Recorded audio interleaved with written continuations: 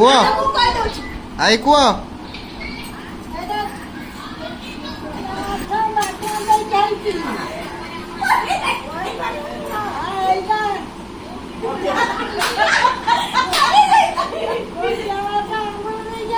ହଁ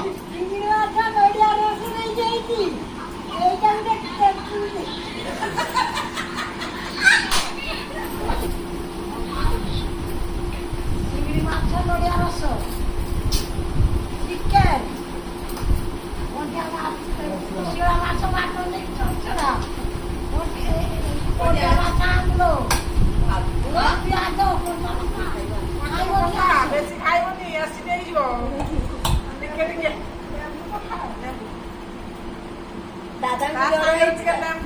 ଦାଦାଙ୍କୁ ଜ୍ୱର ହେଇଛି ବୋଲି ଦାଦା ପଖାଳ ଖାଉଛନ୍ତି।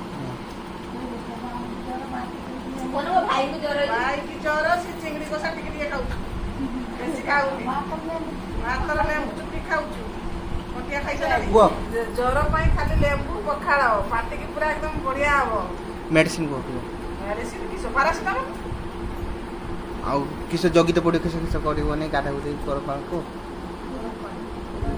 ଜଗିତେ ନା ନା ଗରମ ପାଣି ଜମା ଗାଧେଇବନି ଥଣ୍ଡା ପାଣିର ଗାଧେଇବ ଡେଲି ଭୋର 5ଟାରୁ ଉଠିକି ଗାଧେଇବ ଜ୍ୱର ଛାଡ଼ିକି ପଳେଇବ।